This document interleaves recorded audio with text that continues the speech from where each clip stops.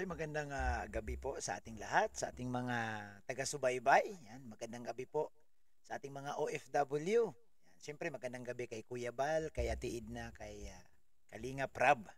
So ngayon araw ng Lunes. Ayan, Monday. Araw ng Lunes sa Pilipinas.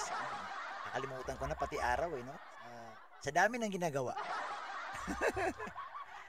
So ito mga mga kapatid, sa araw na ito no, pakinggan natin no, yung sinabi ni Ate Edna no? Si Ate Edna mayroon na naman siyang sinabi, pero alam niyo po ang kagandahan lang sa mga sinasabi ni Ate Edna, nakakapulutan ng aral, makakatulong sa iyo, pwede mong baonin no? Para kung pag nanood ako kay Ate Edna, para akong estudyante no, na pag narinig ko to, baon mo kahit saan ka magpunta ang kanyang sinasabi. Bilang isang teacher, bilang isang guro, bilang isang nanay, si Ate Edna, kumplito Ricardos pagdating sa paalala. Pagdating sa paalala. At hindi natin yan pwedeng itanggi na si Ate Edna, prangka yan.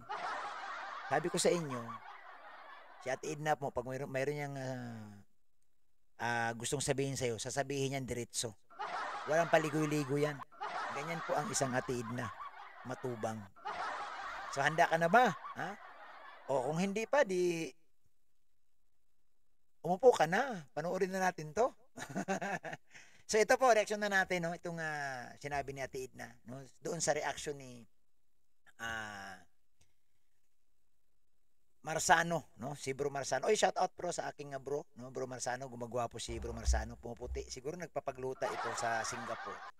Mura daw ang gluta sa Singapore. Totoo ba 'yan, bro? Makita mo, dati medyo hindi ganun kaputi, pero ngayon pumuti. Parang ala Kalinga Prab. Yeah. Oy, shout out sa inyong lahat diyan sa Singapore. So ito po, pakinggan natin yung mga sinasabi ni Ate Edna. Pakinggan natin. Tapos invited ko kayong lahat. Mag-comment kayo no? Kung ano po ang opinion ninyo, ano ba ang panlasa nyo no? Kasi parang pagkain to no? Ano ba, masarap, maanghang, mapakla, ganun dapat. So mag-comment kayo. Hindi pwedeng manonood ka lang tapos hindi ka naman nagko-comment. Hindi ko alam kung ano yung reaction mo, kasi hindi lang po kami ang may reaction dito ha, hindi lang kami mga reactor. Dapat pating viewers, reaction din kayo, may reactor din kayo sa inyong mga cellphone. So ito na, nood na tayo at mag-react. Ang hagas, nood tayo. pati yung mga nakapaligid mo at saka yung ginagawa mo, minsan pangit din ang result. Pero pag yung ang gawa mo po ay bunga ng iyong masaya ka, natutuwa ka, maganda po ang resulta ng iyong mga gawa. Uy, agree ako dyan, Ate Edna. Good advice yan. Yung Edi, mas lalo naman ako bro. Kung umagri ka, ako pa kaya? Totoo tong sinasabi ni Ate Edna. Alam nyo po, ito, isisingit ko lang. Mayroon akong isang napanood na doktor. Ito po isa siyang Chinese doktor. Ang sabi niya, kung gusto mong gumaling ka sa sakit mo, gusto mong gumanda ka, dapat lagi kang masaya. Palangiti ka daw dapat. Subukan mong maging simangot sa loob ng isang linggo, sa loob ng bahay mo. Mawawalan kang ganang kumain. O pag nawalan kang ganang kumain, maluluki ka. Kaya may punto itong sinasabi ni Ate Edna. Kapag masaya ka, nakangiti ka, masaya ka sa ginagawa mo, maganda ang resulta niyan. Sang-ayon ako dyan.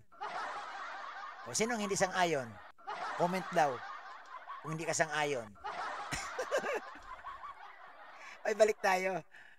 mga nakapaligid sa iyo, yung nakakakita sa iyo, nakakahawak mo yan. Kapag na-reflect, di ba? Subukan nyo, may nakasimangot ka. Yung kasalubong mo, sisimangot na rin. Totoo yan, Ate Edna. Pag, minsan nga, ano lang alam mo yun, parang guys, yung nakasimid yung pagbumuka. Kahit sabi mo maganda, minsan nakakainis. Gusto mo lukatin yung mukha. Pero subukan nyo mag-smile. Kahit di nyo kakilala yung kasalubong mo, smile din siya. So maganda ang araw pag masaya. Ayan. Napansin ko po sa mga ibang mga mga reactors na Ito na, hinihintay ko. Oy bro, hindi lang sa akin to ha, pati sa'yo din. Reactors. Ha? Walang pinangalanan si Ate Edna, pero wala pong ligtas dito ha. Lahat tayo. Kung member ka ng Kalingap, lahat ito para sa'yo to, para sa akin, para kay Marcel, para sa lahat ito. Para din to kay Burloloy. Burloloy. Ay, shoutout kay Burloloy. Nabanggit ko yung gwapong-gwapong Burloloy ko eh. Ay, tuloy tayo.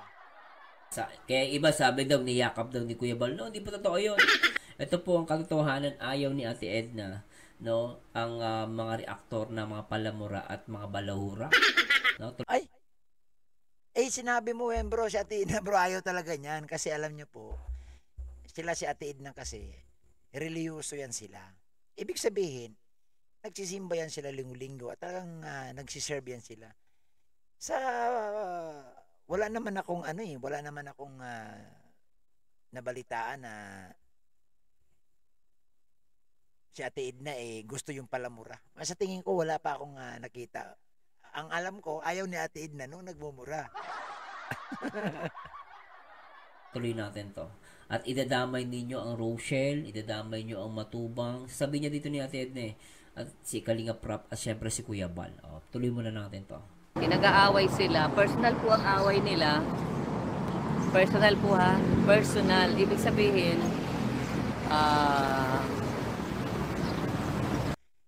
hindi bro Marsano, pag sinabing personal, dapat hindi wag idamay ang Kalingap.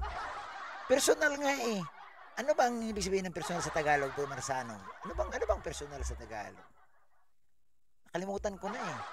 Ang personal kasi yung iyo yan eh, away mo yan. Wag mong dalhin, wag mong sabihin kay Kuya Bal, wag mong dalhin sa iba. Sarili mo yan eh, personal nga eh, sarili mo pag-aari. Tama ba? Personal mo, personal.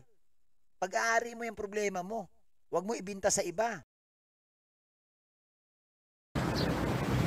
Mga issue ng kanilang mga buhay. Di ba? Sabi ni Ate Edna, ang pinag-uusapan dito, issue ng kanilang buhay. Yun. Minsan yung usapan nila sa GC. Yan, yung mga mga dating magkakaibigan. Ngayon, idadamay ngayon ng Kalingap. Siyempre, may mga YouTube channel eh. Sige, tuloy natin to. Tapos idadamay si Kalingap Prap. Ay, yun naman ang mali. Sabi ko sa inyo, personal nyo yan. Alam mo, yan ang ayaw ni Ate Edna. Personal mo yung away. Personal ka nakikipag-awayan, nakikipagdebate, tapos idadamay mo si Kalingap Prap. Wag! Mukhang may pinapatamaan si Ate Edna eh. Ate Edna, bigyan mo nga akong clue. Umpisa ng pangalan, Ate Edna. Umpisa ng pangalan. Ano ba yan? Lalaki o babae? Ay, tuloy natin. Babanggitin si Rowell. Kita nyo guys? Pinag-aawayan nila. Kita nyo guys, sinabi dito ni Ate Edna, babanggitin si Kalinga Prap, babanggitin si Rowell. Wag dapat. No? Wag dapat. Personal nga eh. Di ba? Wag nyo yan. No? Alam nyo po, kung makipag-away kayo, dapat solo nyo lang. Oo, solo nyo lang. Wag nyo nang banggitin si Kalinga Prab, wag nyo natin si Kuya Bal, wag nyo banggitin si Bobby TV. Ay! Wag nyo banggitin si Ruel, o Rachel. Personal, ayusin mo, solo mo. Diba? Wag kang mandamay. Tuloy natin. So dito talagang pinagtatanggol niya si Ruel tsaka si Kalinga Prab na wag idamay sa mga sarili nyong issue o sa inyong mga personal issue. Diba? Tuloy natin to. Mga issue ng kanilang mga buhay. Tapos idadamay si Kalingap Prab. Babanggitin si Rowell. Pinag-aawayan nila, buhay nila, sarili. Di ba? Tama naman sa Ate Edna eh. Tama talaga. Topic ninyo, personal yung issue. Natin yan. Pero bakit nyo binabang... Tika lang bro, papalakpakan muna natin. Siyempre, tumama sa Ate Edna eh. Pag tama, ang sasabi natin, dapat yan, may magbibigay tayong papuri dyan. Bigyan natin ng papugay, ng palakpak. Yan. Tama siya, Ate Edna. Si Kalinga Prab at si Ruel of Malalag. Minsan naka-thumbnail pa. Tapos magmumura kayo. Mga balahura kayo. Di ba? Pag ganyan, may mga reactor na ganyan, huwag nyo na lang panoorin. Nasa inyo na kung papanoorin nyo. Kung ako, di ko papanoorin yun. Kakabwisit yung ganyan eh. Nakikikontent ka na lang, tinathumbnail mo pa, pati sa personal issue nyo, dinadamay nyo, mga walang ya kayo.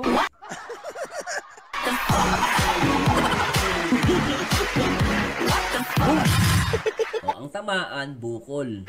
Okay, wala pinapangalanan dito pero nakakainis kayo Bro, wala man tayong pinapangalanan. Pero, sa sinabi ni Ate Edna dyan, marami pong tatamaan dyan. Bato-bato sa langit. May tatamaan talaga dyan. Tuloy natin to. Pili nilang mga buhay. Tapos babanggitin ang Kalingap. kalingap, Oh, diba? Dapat po kung mapag-uusapan pa niyo kasi maliit na bagay po yung pinag-uusapan ninyo. Totoo naman yun maliit na bagay yan kasi personal issue lang naman yun. Alam mo ang sinasabi natin na dito, ano ba ang gustong mapupulutan natin ng aral? Ang ganda po kung talagang namnamin natin itong sinasabi natin na napakaganda. Ano ang sinasabi natin na dito? Pag-usapan ninyo in private, maliit na bagay lang. Maliit na bagay lang. Bakit nga ba, no? Bakit nga ba, Bro Marzano? Di ba? Tuloy natin. Mga away yan, mga walang kwentang iringan. Di ba? Mga walang kwentang iringan. Iringan kayo ng iringan. Basta magsuntukan na lang kayo. May bro, wag, ano yan? Hindi po pwede yung suntukan kasi napaka-violente niyan. Ano na lang, kalmutan.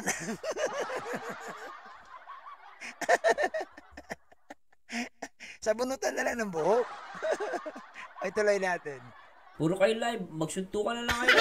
Di ba? Gano'n lang. Suntukan na lang. Di ba? Kaysa naman, pinapalaki nyo lang. Itutusin, di naman pwedeng palakihin yan, guys. Kaya nga lang naman pinapalaki yan para may part 1, part 2, hanggang part 5, hanggang sa tumagal ng ilang taon. Ano yun, episode na?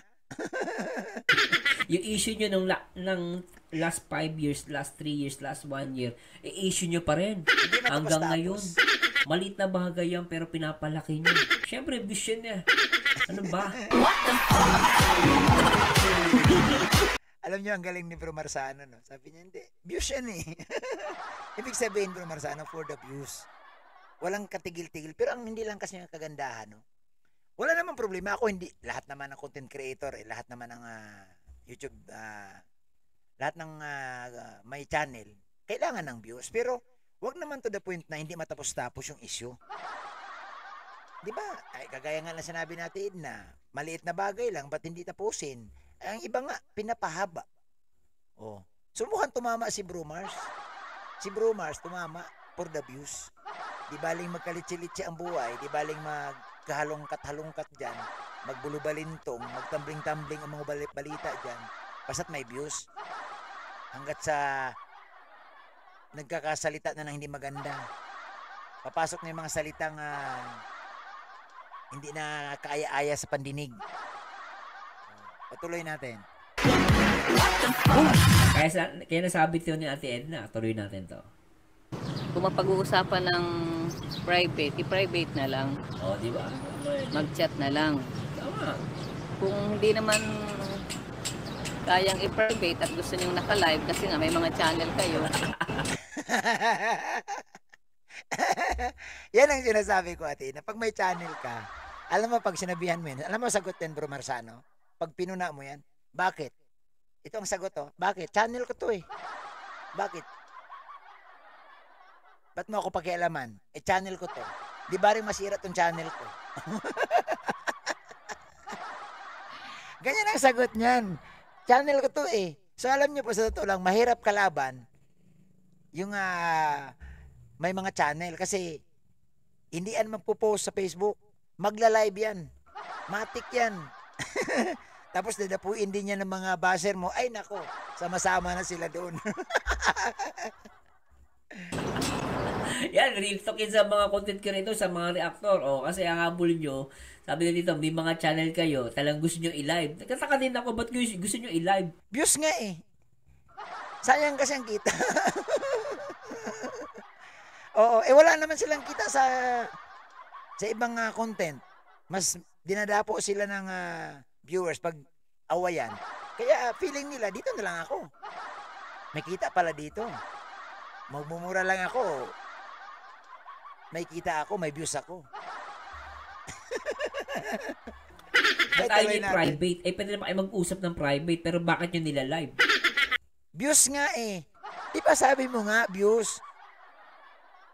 Alam mo bro, subukan mong walang views yan, walang manonood yan. Hindi yan magla-live. Sino ang content creator ang magla-live na walang manonood sa iyo? Sige. Bigyan mo ako bro Mar sa ano na. Walang magla-live dyan. Kasi nga views. Sino ba naman dito ng YouTube ayaw ng views? Ako, gusto ko ng views eh. Ako din. Kaya minsan pag minsan umaanano ko, bakit? Ito, for the views na lang to ah. Ako din gusto ko views eh. Diba, gaya na sabi ko, huwag tayo magpaka-iporkito dito. Lahat natin gusto ng views. Pero, huwag naman dumating sa punto na hindi matapos-tapos ang issue at mandamay kayo ng iba. Pwede mag-live. Pero, alam mo, sa totoo lang, dapat isa, dalawa, tatlo. Mataas na yung 3 live mo. Tapusin mo na yan. Siguro lahat doon nasabi mo na. Nasabi mo na. Posibleng hindi matapos-tapos yan. Maliban na lang. Kung ayaw mong tapusin talaga. Ay, tuloy natin. Gusto ko na papalitan ko kasi bago kong kotse. Ha? Ganun ba yun? Di ba? Ganun naman yung guys eh. Ano lang, wag na maging ipokrito. Pero ang masakit dito, views na nga. Views na nga habon ninyo, eh dinadamay nyo pa sa pagiging balahura nyo. Si Kalinga Prab, si Ruel of Malalag, ang Matubang Family, at ang Rochelle, at ang lahat ng community dito sa Kalingap. Yun ang alam mo bro, ganun sila. No? Ganun talaga. Kasi pag mag-live sila bro, mag-away sila, hindi nila idadamay ang Kalingap. Wala mang manonood sa kanila. Kaya nga, pag tinanong yan sila, kaninong grupo ka ba? Ay, kay Kuya Bal kami, Team Kalingap kami. Kaya nadadamay si Kuya Bal. Tuloy natin. masakit doon. Tuloy natin to. Mag-chat na lang. Chat na lang.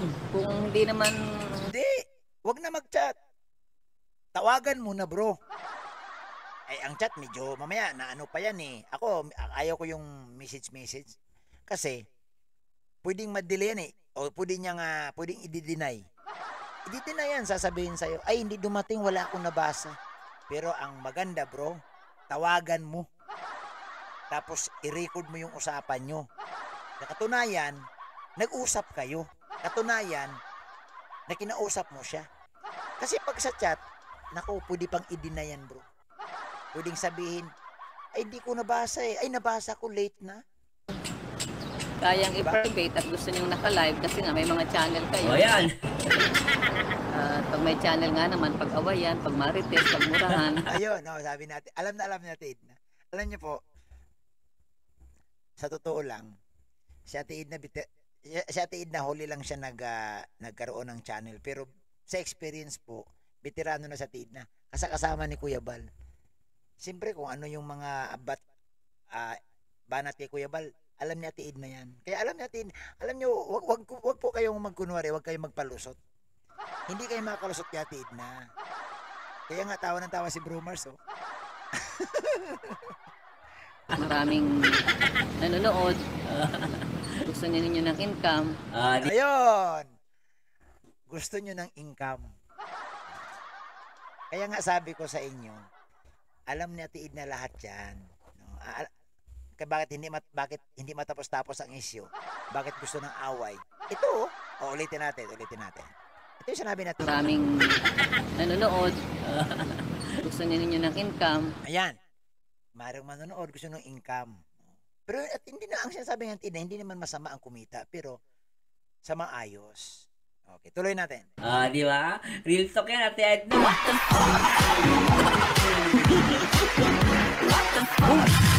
Kung pumuna, ikaw kung ano ka, hindi ka naman po-promote, pero tignan mo yung content. Tignan mo yung content, puro issue. Kunwari nagsusupport pero totoo gusto issue. At gusto na kasi pag issue, chismis, chisbox, gustong-gusto yan kasi meron views. Yun ang totoo dyan. Di ba? Tuloy natin to. Kayo na lang po magmurahan. Ayun. Maganda yung sabi natin, no? Kayo na lang, huwag na kayo mandamay. Ayun, sabi natin na kayo na lang murahan.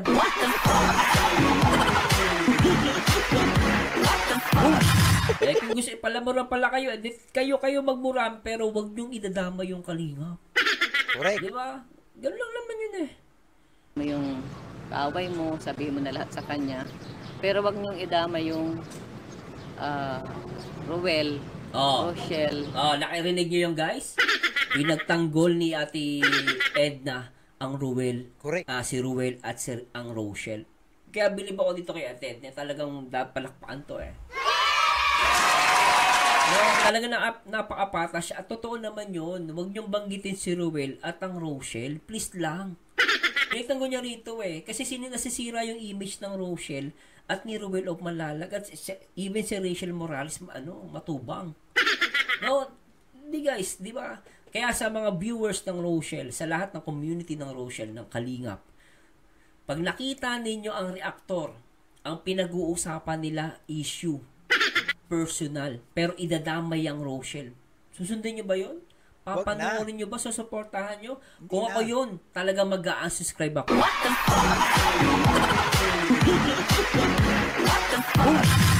Sabi nga ng Rochelle, love lang. Bakit love lang? Bakit ganun personal issue nyo, dinadamay nyo ang Rochelle at ang Kalingap? Diba? Si Kalingap ba't nyo dinadamay? Ang masakit, dinamay nyo pa si Kuya Bal. Nananahimik yung taong nakapokus sa pagcha-charity. Ginagawa nyo ng issue. Issue nyo, damay nyo. Mga tanga. Gigil. Tuloy natin. Kalingap Rab. Yan. Matubang family. Nabanggit pa kayo ng mga ganon. Ito mga kapatid, linawin natin.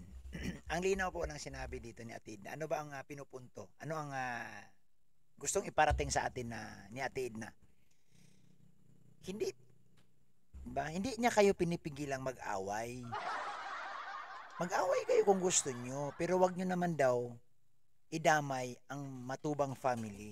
Sino ba ang matubang dito? Si Ruel, si Kuya Bal, si Kalingap Rab.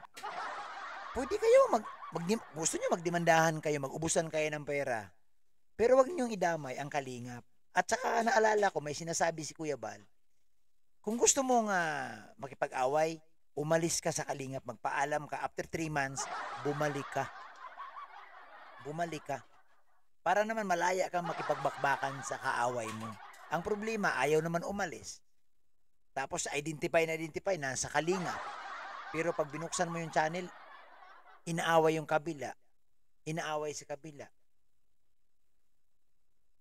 Talagang tumatama si Brumars, tumatama ka na. Sabi nga ni Ate Edna, gusto nyo ng income.